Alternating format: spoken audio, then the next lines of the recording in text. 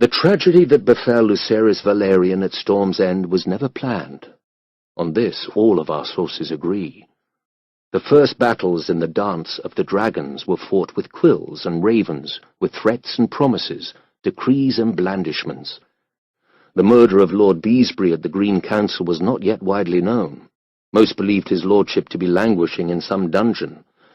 While sundry familiar faces were no longer seen about court, no heads had appeared above the castle gates, and many still hoped that the question of succession might be resolved peaceably.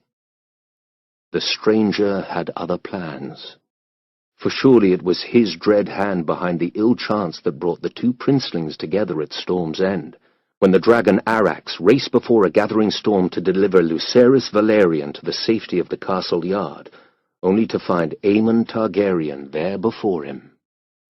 Prince Aemon's mighty dragon Vhagar sensed his coming first.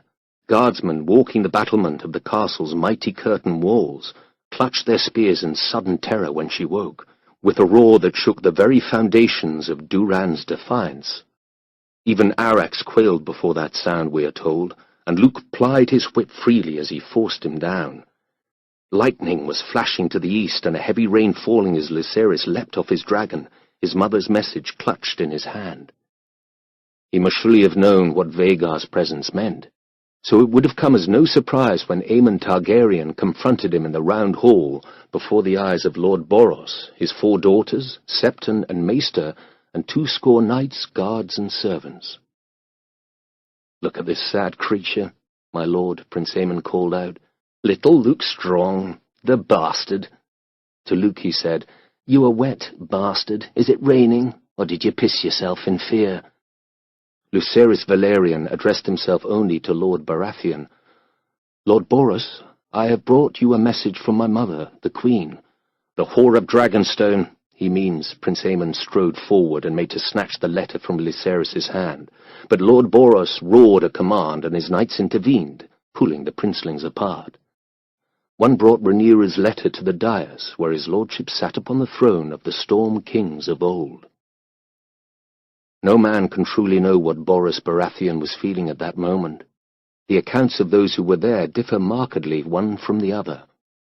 Some say his lordship was red-faced and abashed, as a man might be if his lawful wife found him abed with another woman.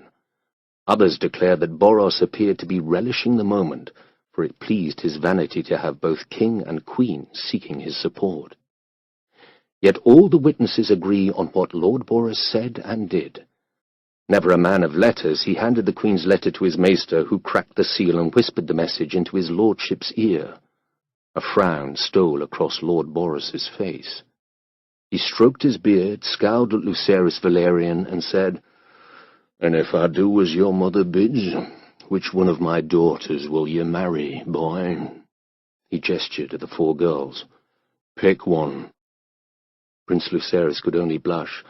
"My lord, I am not free to marry," he replied. "I am betrothed to my cousin Rhaena." "I thought as much," Lord Boros said. "Go home, pup, and tell the bitch your mother that the Lord of Storm's End is not a dog that she can whistle up at need to set against her foes." And Prince Lucerys turned to take his leave of the round hall. But Prince Aemon drew his sword and said, "Hold, Strong." Prince Lucerys recalled his promise to his mother. "I will not fight you. I came here as an envoy, not a knight." "You came here as a craven and a traitor," Prince Aemon answered. "I will have your life, Strong." At that Lord Boros grew uneasy. "Not here," he grumbled. "He came an envoy. I want no bloodshed beneath my roof." So his guards put themselves between the princelings and escorted Lucerys Valerian from the round hall, back to the castle yard where his dragon Arax was hunched down in the rain, awaiting his return. Aemon Targaryen's mouth twisted in rage, and he turned once more to Lord Boros, asking for his leave. The Lord of Storm's End shrugged and answered, "It's not for me to tell you what to do when you're not beneath my roof." And his knights moved aside as Prince Aemon rushed to the doors. Outside, the storm was raging. Thunder rolled across the castle, the rain fell in blinding sheets, and from time to time great bolts of blue-white lightning lit the world as bright as day. It was bad weather for flying, even for a dragon, and Arrax was struggling to stay aloft when Prince Aemond mounted Vhagar and went after him. Had the sky been calm, Prince Lucerys might have been able to outfly his pursuer, for Arrax was younger and swifter. But the day was black, and so it came to pass that the dragons met above Shipbreaker Bay. Watchers on the castle walls saw distant blasts of flame and heard a shriek cut the thunder. Then the two beasts were locked together, lightning crackling around them. Vhagar was 5 times the size of her foe, the hardened survivor of 100 battles. If there was a fight, it could not have lasted long. Arrax fell, broken, to be swallowed by the storm-lashed waters of the bay. His head and neck washed up beneath the cliffs below Storm's End 3 days later to make a feast for crabs and seagulls. Prince Lucerys's corpse washed up as well. And with his death, the war of ravens and envoys and marriage pacts came to an end, and the war of fire and blood began in earnest.